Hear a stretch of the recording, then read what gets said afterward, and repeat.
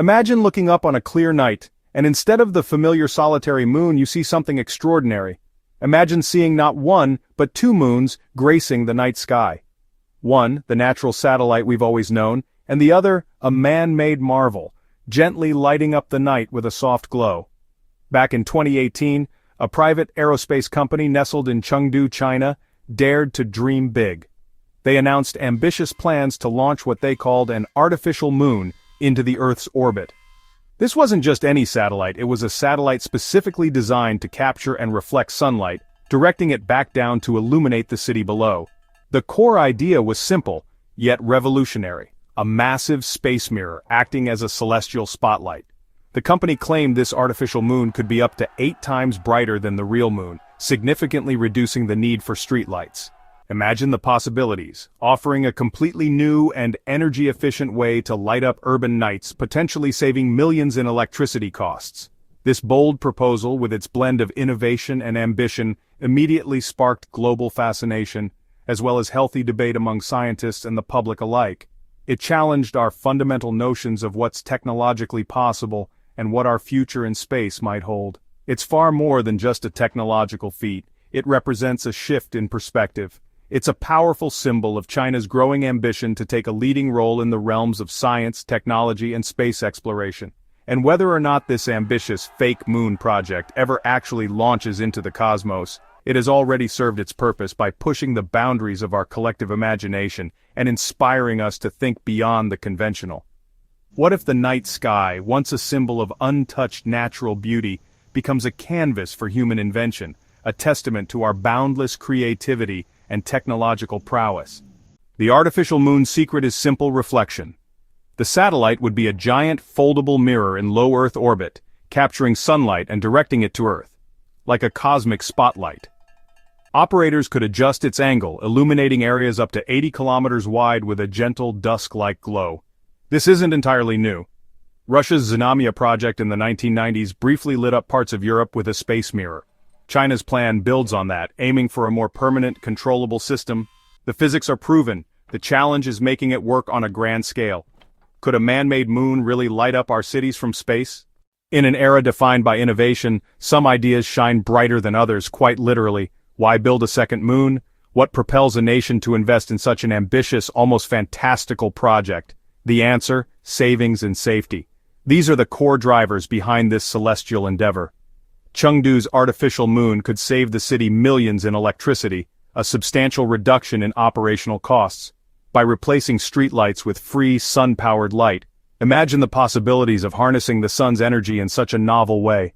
In disasters, it could provide emergency illumination when power grids fail, offering a beacon of hope in times of crisis, aiding rescue efforts, ensuring that first responders can operate effectively even in the darkest conditions. It's also a symbol of national pride, a testament to ambition and innovation, showcasing China's technological prowess on a global stage, pushing the boundaries of what's possible, and inspiring future innovation, encouraging scientists and engineers to dream bigger and reach for the stars.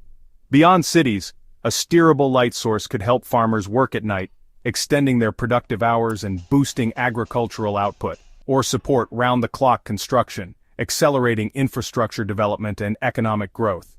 The fake moon isn't just about lighting streets, it's about transforming how we live and work. It's a versatile tool for urban and rural life, offering solutions to a wide range of challenges.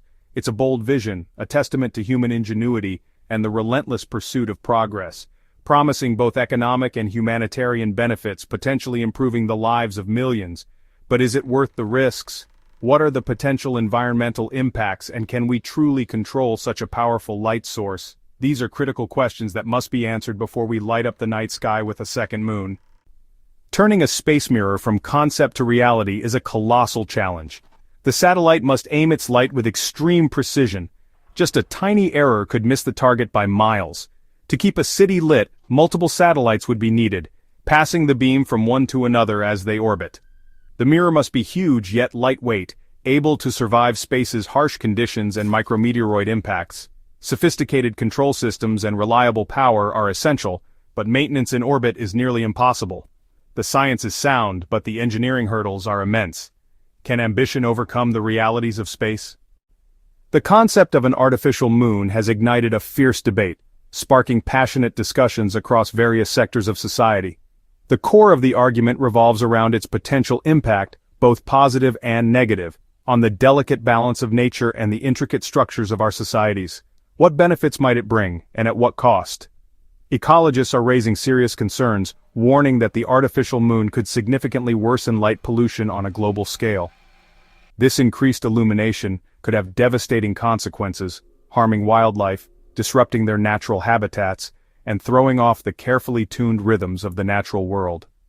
Furthermore, residents in urban and rural areas alike worry about the potential for unwanted light to invade their homes, disrupting sleep patterns and affecting their quality of life. The prospect of losing the true night sky, a source of wonder and inspiration for millennia, is a significant concern for many. As of now, the project's launch has been delayed indefinitely, shrouded in uncertainty. There's currently no concrete evidence to suggest that it's actively moving forward, leaving many to speculate about its future. It's possible that the project has been quietly shelved due to unforeseen technical and substantial financial obstacles that have proven too difficult to overcome. Still, the very idea of an artificial moon forces us to confront a fundamental question. How do we weigh the potential benefits of progress and technological advancement against the potentially devastating environmental costs that such projects may incur? Is it truly worth it to light up the night sky from space, altering the natural world in such a profound way?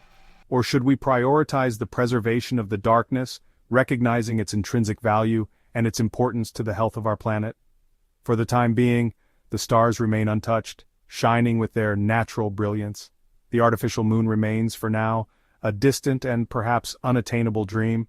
But the fundamental question lingers in the air, prompting us to consider, just because we possess the capability to do something, does that automatically mean that we should?